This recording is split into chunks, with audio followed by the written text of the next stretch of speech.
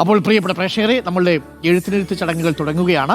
മണക്കാട് തുഞ്ചൻ സ്മാരകത്തിൽ നിന്ന് അരുൺ സോളമനും, തിരൂർ തുഞ്ചൻ പറമ്പിൽ നിന്ന് മുബഷീറും, കൊല്ലൂർ മൂകാംബികയിൽ നിന്ന് ദീപക് മലയമ്മയും, ചോറ്റാനിക്കര ദേവീ ക്ഷേത്രത്തിൽ നിന്ന് ശരണും, ദില്ലി മയൂർ വിഹാറിൽ നിന്ന് ഉത്തരഗുരുവായൂരപ്പൻ ക്ഷേത്രത്തിൽ നിന്ന് നോബൽ മാരിക്കാരനും, മന്ത്രി വി ശിവൻകുട്ടിയുടെ ഔദ്യോഗിക വസതിയിൽ നിന്ന് ഗോപാൽ ശിലാ സനലും, കോഴിക്കോട് അഴകുടി ദേവീ ക്ഷേത്രത്തിൽ നിന്ന് സാനിയ മുനോമിയും, കൊല്ലം ശാരദാ മഠത്തിൽ നിന്ന് ദിലീപും ചേരുന്നുണ്ട്. നമുക്കിന്ന് തിരൂര് തുഞ്ചൻ പറമ്പിലേക്ക് പോകാം. തുഞ്ചൻ പറമ്പിൽ നിന്ന് നമുക്കൊപ്പം ചേരുന്നത്, ക്ഷമിക്കണം, മണക്കാട് നിന്നും നമുക്കൊപ്പം ചേരുന്നത് അരുൺ സോളമനാണ്.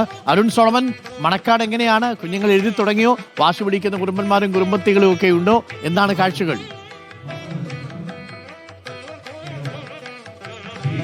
അരുൺ, പുലർച്ചെ മുതൽ വളരെ കൗതുകം നിറഞ്ഞ കാഴ്ചകളാണ് കാണുന്നത്. നമ്മളിപ്പോൾ ഇവിടെ അധ്യക്ഷനം കുറിക്കുന്ന കുരുന്നുകൾ, ചിലരുടെ ഭാവങ്ങൾ, ഈ നവരസത്തിന്റെ എല്ലാവിധത്തിലുള്ള ഭാവങ്ങൾ ഇങ്ങനെ കണ്ട് ഇരിക്കുകയാണ്. കാരണം എനിക്ക് ജീവിതത്തിൽ ഇങ്ങനെ ഒരു വിദ്യാരംഭം കുറിക്കാൻ കഴിഞ്ഞിട്ടില്ല. അതുകൊണ്ട് തന്നെ ഈ കഴിഞ്ഞ കുറേ വർഷങ്ങളായിട്ട് ഇങ്ങനെയുള്ള കാഴ്ചകൾ കാണുകയാണ്. ചിലർ വളരെയധികം കുസൃതി പിടിച്ച് കരഞ്ഞ് നിൽക്കുന്ന കാഴ്ചകളുണ്ട്. ഇവിടെ ഇപ്പോൾ വളരെ സന്തോഷത്തോടു കൂടിയാണ് എഴുതുന്നത്. കാരണം ആദ്യം എഴുതാനെന്നോ വിസമ്മതം കാണിച്ചെങ്കിലും പിന്നീട് അങ്ങോട്ട് വളരെ സന്തോഷത്തോടെ എഴുതുകയാണ്. എന്താ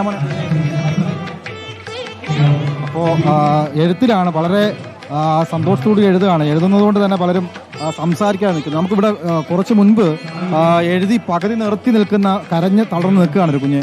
മോളെ, എന്താ എഴുതിയോ? എന്താ പേരെന്താ? സംസാരിക്കൂലേ? എഴുതിയായിരുന്നോ? എന്ത് പറ്റി? ഒട്ടും സംസാരിക്കില്ല. എന്താ മോളുടെ പേരെന്താ? അരുണേ, നമ്മളിങ്ങനെ മയക്ക് വെച്ചപ്പോ തന്നെ മുഖം തിരിച്ചു നിൽക്കുകയാണ്.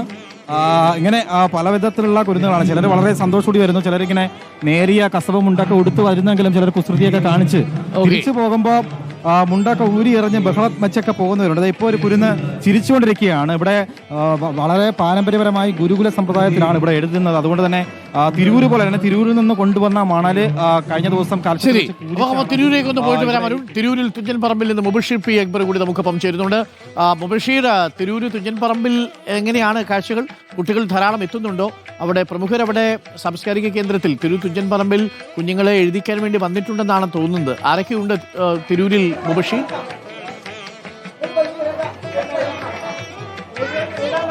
തീർച്ചയായും. Good morning Arun Kumar.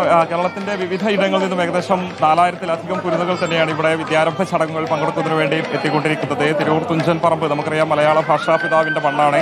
സാധാരണഗതിയിൽ വടക്കൻ കേരളത്തിൽ നിന്ന് മാത്രമല്ല അതിന് പുറമേ നിന്ന് തന്നെ വിവിധ ഇടങ്ങളിൽ നിന്നായിട്ട് നിരവധി ആളുകൾ കുട്ടികളെ ഇങ്ങോട്ടേക്ക് കൊണ്ടുവരുന്നുണ്ട്. ഫ്രീ രജിസ്ട്രേഷനാണ്. ഇപ്പോൾ വലിയ തിരക്ക് ഇവിടെ അനുഭവപ്പെടുന്നുണ്ട്. ആ നിലയിൽ തന്നെ വിദ്യാരംഭ ചടങ്ങുകൾ പുരോഗമിക്കുകയാണ്. കുട്ടികളുടെ സന്തോഷത്തോടെയൊക്കെ തന്നെ ആ ചടങ്ങുകളിൽ പങ്കെടുക്കുന്ന കാഴ്ച നമ്മളിവിടെ കാണുന്നുണ്ട്. അതോടൊപ്പം തന്നെ കാര്യങ്ങൾ ആ നിലയിൽ തന്നെ നല്ല രീതിയിൽ തന്നെയാണ് പുരോഗമിക്കുന്നത്. സാർ, ഇത്തവണ നല്ല തിരക്കുണ്ടോ ചടങ്ങുകളിൽ? ഇപ്പം രാവിലെ പതിവിലുള്ളതിൽ കുറച്ച് കുറവായിരുന്നു തുടക്കം. ഇപ്പോൾ ആൾക്കാരിങ്ങനെ കയറി വരുന്നുണ്ട്. പക്ഷെ എന്നാലും കുറച്ച് കുറഞ്ഞു എന്നുള്ളൊരു ഫീലിംഗ് എനിക്കുണ്ട്. കഴിഞ്ഞ കുറിയത്തെ കണ്ട് ഒത്തിരി കുറഞ്ഞോ എന്നൊരു ചെറിയൊരു ഫീലിംഗ് ഉണ്ട്. സാധാരണ 4000-ലധികം കുട്ടികളൊക്കെ കഴിഞ്ഞ തവണ ഉണ്ടായിരുന്നു. എത്തും തോന്നുന്നില്ല. ഇപ്പോഴത്തെ ഇതിൽ നോക്കുമ്പോൾ 4000 എത്തുമെന്നുള്ള കാര്യം ചെറിയൊരു സംശയമുണ്ട് എനിക്ക്. പക്ഷെ എന്നാലും മോശമില്ലാത്തൊരു സംഖ്യ വരും. കാരണം ഇപ്പോൾ എല്ലാവർക്കും ഇത് ചെയ്യണമെന്ന് ആഗ്രഹമുണ്ട്. Even young wives and young husbands അവർക്കാണ് ഭയങ്കര